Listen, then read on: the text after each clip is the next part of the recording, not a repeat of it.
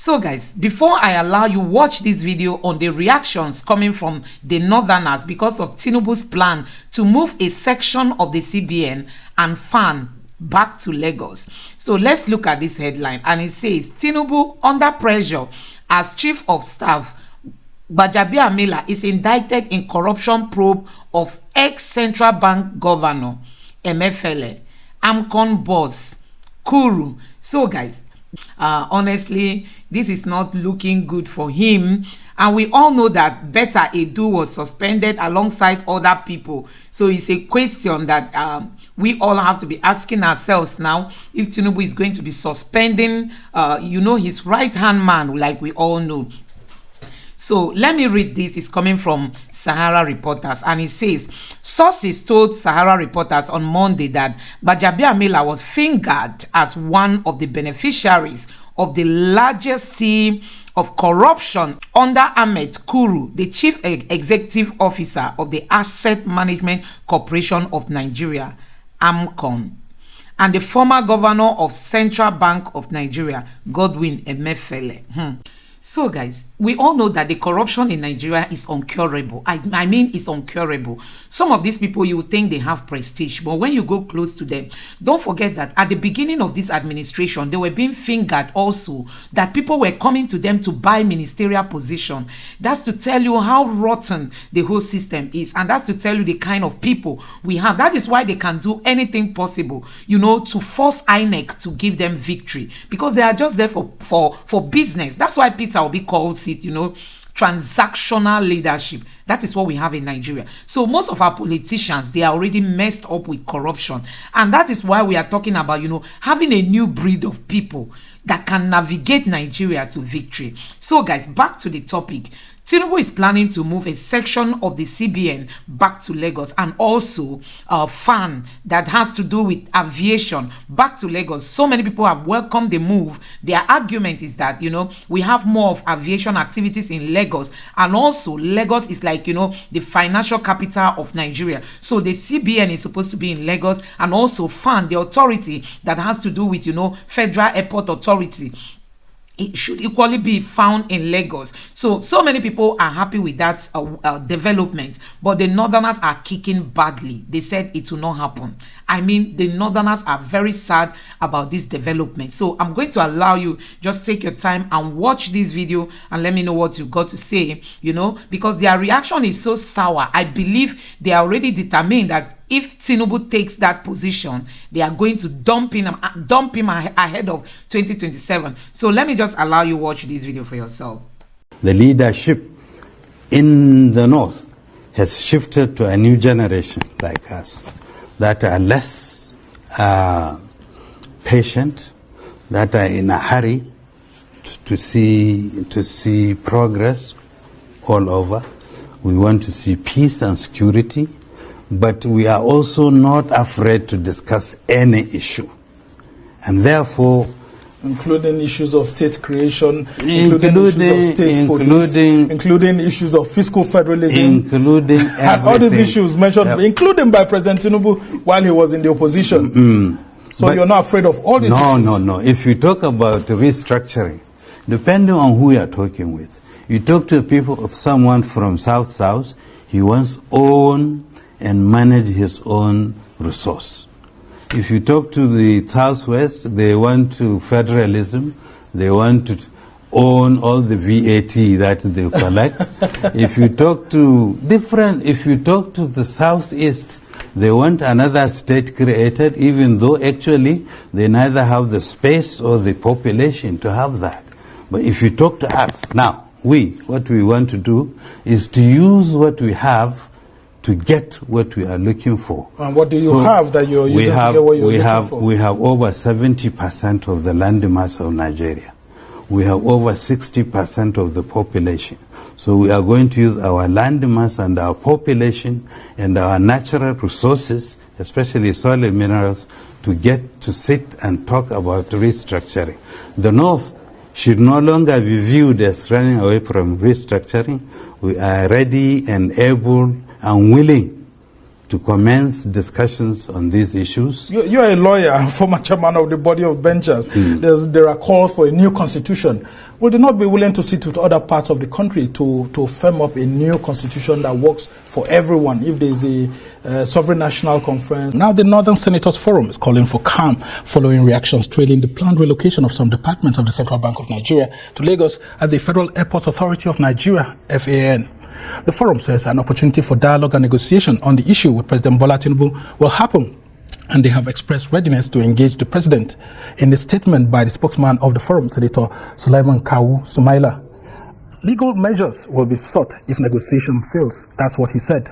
It assures that the forum will take action in line with the provisions of the 1999 Constitution as amended, stressing that no one should be apprehensive over the relocation of the critical agencies of government. Now, the Arewa Consultative Forum had kicked against the planned relocation, describing the move as a deliberate plot against the interests of the northern region. They say recent government policies make it look like there's a plan to shift the seat of power to Lagos, which used to be the former federal capital of Nigeria. Well, for more on this, I'm glad to have in studio Bashir Belhatu, who is the chairman, board of trustees of the Arewa Consultative Forum, ACF. He's a senior advocate of Nigeria, life bencher, and former chairman of the body of benchers. He was a former minister in 3 ministries: transport and aviation, power and steel, and interior in the governments of Chief Ernest Shonekan, General Sani Abacha, and General Abdulsalami Abubakar. So glad to have you join us.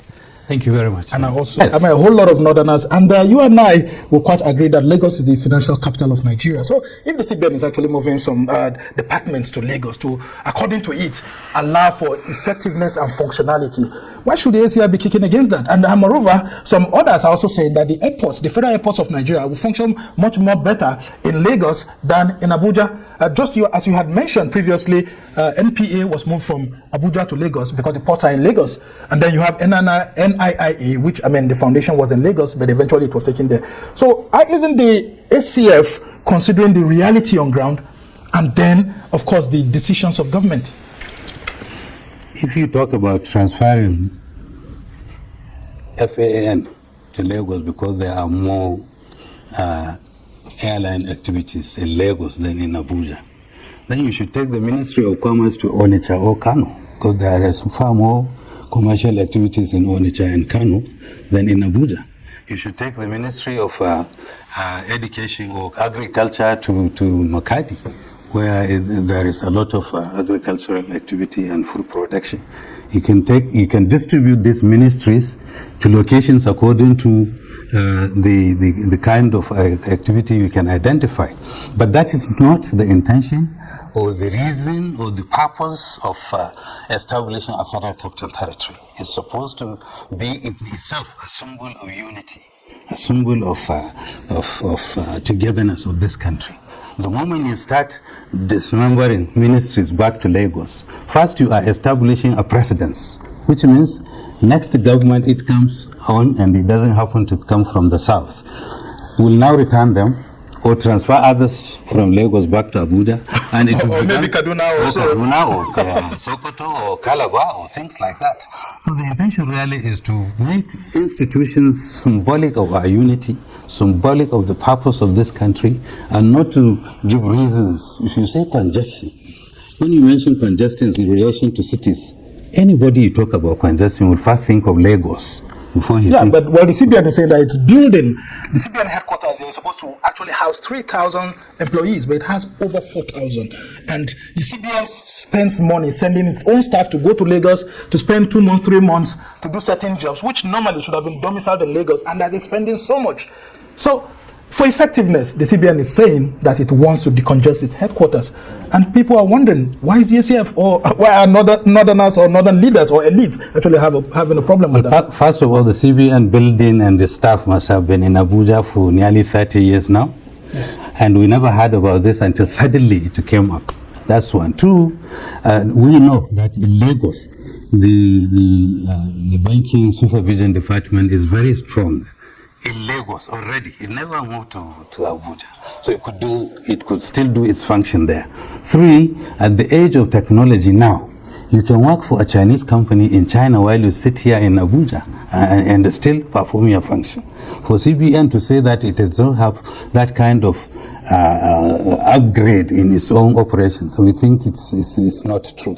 And some other southern groups are also hitting back at northern elites like you. And they said, look, if you look at the military architecture of the country, the northern part of the country, specifically Kaduna State, houses the headquarters of several military institutions, right from the Armed Forces Command and Staff College, you go to Nigeria Army Depot, you go to 1 Division, you go to the Air Force, and so many. That if that's the case, then the North doesn't have the wherewithal to actually speak on this, because there's a huge concentration of the military and its armament in the northern part of the country. If you ask me, I would say maybe it is due to Kaduna centrality on this in Nigeria. If we have got Apapa Port, we have Tinkan ports, we have other ports in Lagos, but that's because that's the natural area where they should be.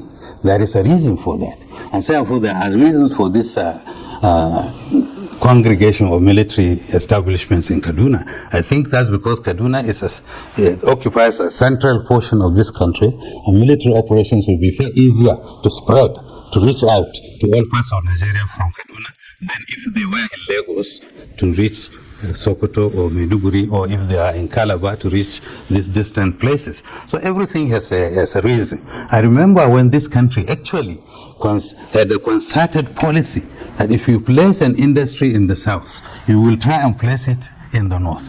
If you remember the steel complexes, the airports, the hospitals, the plants, yes.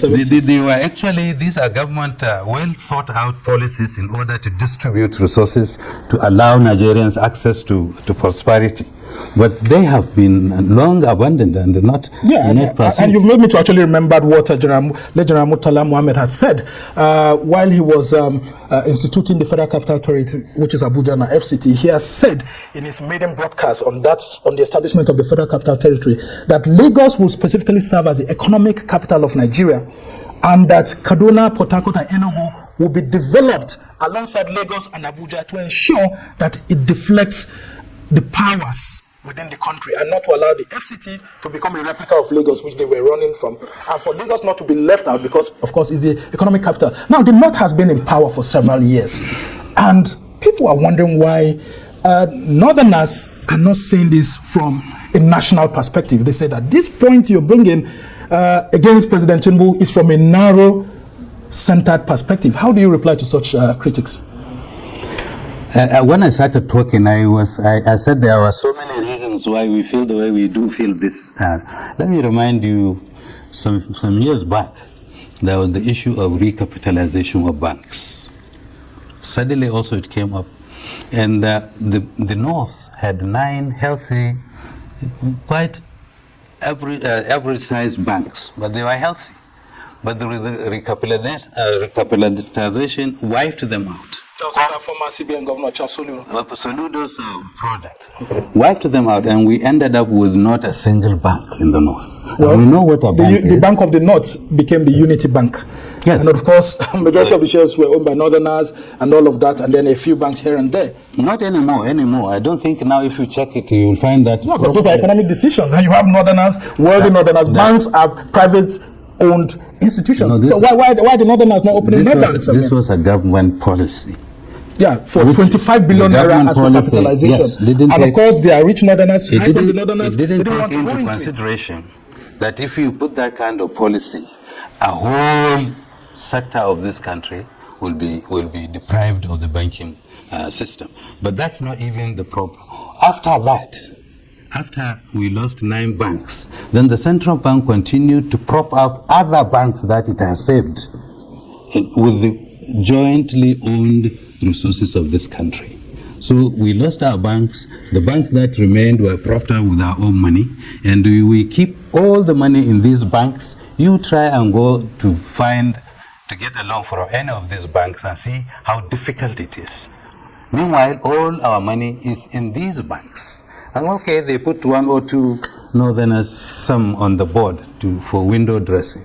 But it is a fact that we are deprived even to reach sources of loan in order to pursue legitimate. Yeah, but when you say we are deprived, who is depriving you? Because I mean, since 1999, okay, if Obasanjo deprived you through that policy, through the former CBN governor, Charles Chukwuma Soludo, how about when Yar'Adua became president? I mean, he's a northerner from Katsina State, and after that we'll have former President Muhammadu Buhari, a northerner from Katsina State too. If you had those years, and of course that's cumulatively like about 10 years, how come you didn't design some programs to actually protect northern interests? And how come the ACF is also being accused of propping up some of these issues only when it loses power, when the North is not in power, when it's a southerner that is in government like Tinubu? We don't view this as loss of power. A northerner was in power in the last 8 years, but I don't think the North was in power. A northerner was on the top of the government. That's a highly political statement. Yes, yes, but that you cannot say we are in power. North was not in power. I come from a village in Jigawa State, and in the last 20 years, very little has changed. Whatever changed was because of the effort of the state government, not the federal government. You can tell so many other towns in Nigeria, in northern Nigeria, that had not changed in any way, that had not experienced any federal patronage because the northerner was in government. We are brought up to see Nigeria as one entity, and not discriminate against other sections of the country. That's why probably you will see a northerner as president, and he was more concerned in doing the second Niger bridge, while there is a Kano-Maiduguri road that has been there for 30 years and is still uncompleted. While there is a Kaduna... Isn't it right for him to do that? Because the vast majority of the resources of this country come from oil, and which is in the southern part of the country. And you and I know that, of course, they also deserve some attention. You are making my point. I'm saying that as president, he didn't see that as part of outside northern Nigeria. So he was more nationalistic. Exactly, and that's our own upbringing, all of us. So are you saying that the southern presidents like President Tinubu are not very nationalistic? Like I don't think this move had the President Tinubu's approval. I think some government officials always believe that to keep their jobs, they need to please their bosses, right or wrongly. And then they embark on advances like this transfer of sections of their establishments back to Lagos, thinking that the president will be happy because he came from Lagos. And I don't believe that he deliberately will say, look, remove this thing, take them to Lagos. North do not, I don't think we believe that, first of all. Secondly, the North had voted him massively, so the least that they would expect is some kind of political dividend of democracy, not reduction in their opportunity, and not reduction in their prosperity, not reduction in their... Yeah, but well, as a former minister of aviation yourself, you and I know that when it comes to airline traffic into Nigeria, it's usually more in Lagos, which happens to be in southern Nigeria. It's the former federal capital. But let me just take you back to a very critical talk here and there, that this is just the views of some northern elites. I mean, just a few of you here and there, that what the average northerner is interested in is curbing the issues of insecurity, the heightening issues of kidnapping, insurgency, and all of that. That this is just an elite consensus at the top, while the vast majority of northerners actually need the issues of insecurity tackled by President Tinubu. No, the insecurity issue had been going on for over 10 years, and it has not improved. We have not, I personally believe that we may have lost all sorts of opportunities to take care of it at the right time, but we didn't. And we seem to be actually giving up hope, because there doesn't seem to be any improvement. In fact, it's worsening. People in Abuja were just thinking or talking or hearing about insecurity in Maiduguri, in Katsina, in Sokoto, in Kaduna. But now, the thing has crept out to Abuja, and they are encircling this town. So there is palpable feeling here that the insecurity has come. Only God knows how far it will go if nothing different. Yeah, and they said the ACF and elites like you are not talking so much about insecurity, but when it comes to economic interests, where your interests are touched, you quickly come out and you talk about political issues. Well, I'm not in aviation business. None of us is. I don't think we are. By our constitution in the ACF, we are supposed to look after the interest and protect it and promote it our people in a way that will not affect the unity of this country. So that while we still feel for our people, we still feel for other Nigerians. And when it is deprivation, if you deprive a Jigawa person, to us it's as bad as depriving a Calabar man. So this, we are still in our head, we have not yet separated the fact that although we are northerners, but we are Nigerians. And when things that affect North that will probably affect Nigeria or our thinking, then we react. It's nothing to do with the elites.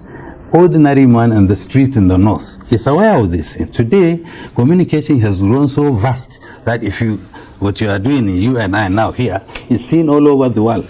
So the smallest man on the street has got a telephone that he sees, that he hears, that he listens to radios. So he knows it. And he knows that he has voted this government into power so that he could have some kind of relief. Yeah, and one of your own. And security. One of your own is the vice president of this country, Kashim Shettima, former governor of Borno State, former two-term governor.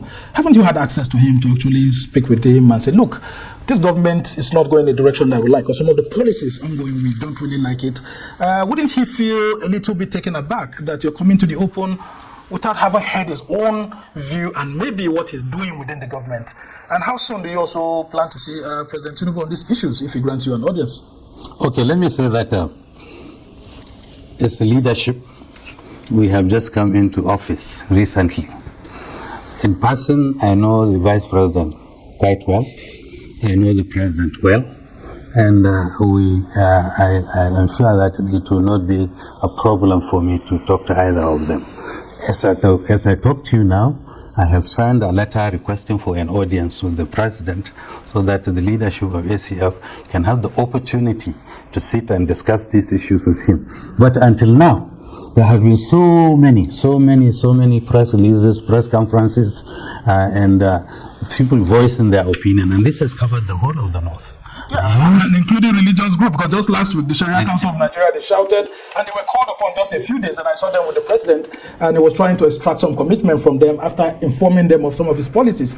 Well, we do hope that the president will be reaching out to you. As we try to round off this conversation, talk to me about the northern idea of Nigeria's unity, because there's a huge outcry for restructuring in the country right now. Do you think that whatever you've been talking about is a subtle kind of restructuring by President Tinubu that is being done under the table? Or what's your view about the new call for restructuring under President Tinubu? Well, I have given you a background of how a normal northerner thinks. He thinks Nigeria first, unity, strength, oneness of purpose. He thinks also North, but Nigeria. So for us, it is because of this deep-seated belief in this country that made some people begin to think that the North or Northerners are afraid of restructuring. And that is complete misunderstanding of our situation. But of course, they were also dealing with our predecessors that are much older than us, that are closer to them. I'm talking now about socio-cultural organizations in this country. The leadership in the North has shifted to a new generation like us that are less patient, that are in a hurry to see progress all over. We want to see peace and security, but we are also not afraid to discuss any issue. And therefore, including issues of state creation, including issues of state police, including issues of fiscal federalism, including all these issues mentioned, including by President Tinubu while he was in the opposition. So but you're not afraid of all these issues? No. If you talk about restructuring, depending on who you're talking with, you talk to people of someone from South, he wants own and manage his own resource. If you talk to the Southwest, they want to federalism, they want to own all the VAT that they collect. If you talk to the Southeast, they want another state created, even though actually they neither have the space or the population to have that. But if you talk to us now, what we want to do is to use what we have to get what we are looking for. And what do you have that you're using? We have over 70% of the land mass of Nigeria. we have over 60% of the population. So we are going to use our land mass and our population and our natural resources, especially soil and minerals, to get to sit and talk about restructuring. The North should no longer be viewed as running away from restructuring. We are ready and able and willing to commence discussions on these issues. You're a lawyer, former chairman of the body of benchers. There are calls for a new constitution. Would you not be willing to sit with other parts of the country to firm up a new constitution that works for everyone, if there's a sovereign national conference or national constitutional conference or whatever it is? The main objection that I have been hearing in the news, including from lawyers, that this constitution that we are operating was not people's constitution, that it was actually a military constitution.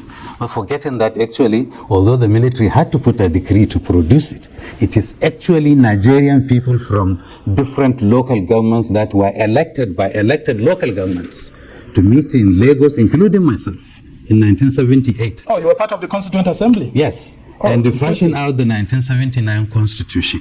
And that is, people who criticize it as military do not understand that it is not true, because we are moving from military to civilian. You need a military law to bring a civilian-made constitution into effect. And that's what has happened.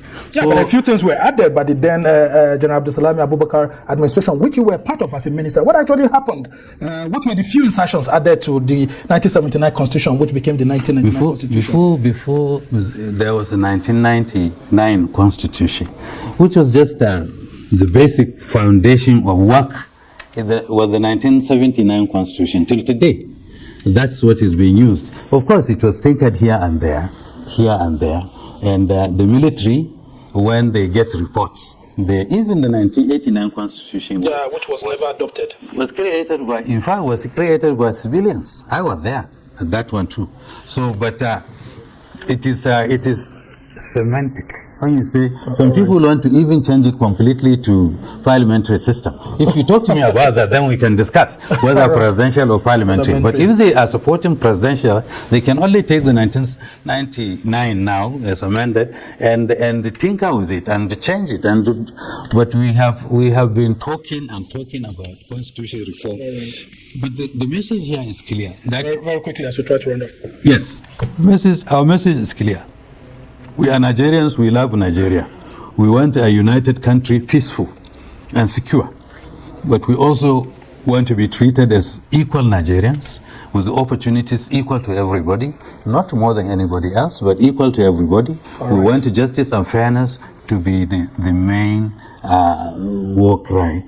So guys, this is a raw evidence, showing that Nigeria is deeply divided. We are really deeply divided. So the Northerners are feeling cheated, should Tinubu move some of these parastatals or some of these government bodies to Lagos. Myself, I don't have anything against that, I just want to see Nigeria move forward. Whether they move it to Lagos or in Abuja, I don't care. I want to see Nigeria progress. So, but what I want to say is that all the time, Buhari practice nepotism. The Northerners were quiet, but now they are quick to come and speak up or speak out because, some government offices are planned to be moved back to Lagos. Anyway, that is to tell you that people are so, self-centered. Everybody is just looking for himself and for his own people, not for the generality of Nigerians. So, guys, I don't know what you will have to say about this. So, if Tinubu moving these offices to Lagos is going to help Nigeria work better, why not? And if these offices are left back in Abuja and they function better, why not? Instead of trying to play tribe and all that into it. And I want to quickly say that, honestly, Nigeria needs to start considering restructuring. I mean, we need to restructure this country. Let every section of this country take care of itself. Because this togetherness, as in togetherness in terms of doing things I don't know, things are not working. But if we should structure this country so that the North will use what they have, like this man have said, they are going to use what they have. They have almost all the land in Nigeria. They have almost all the population, like he boasted, Let them use their population. The South, we say we have the intellectuals in Nigeria, coming from the South. We have people who have wealth in terms of knowledge, coming from the south. So I think we should just restructure this country so that healthy competition is going to help Nigeria move forward. That's just my take. I don't know what you think about all this. Please do well to drop your thoughts in the comment section below. Don't forget to subscribe to the channel, turn on your notification bell, and give this video a like so that YouTube can recommend it to others. Thank you, and God bless you for your support. Bye.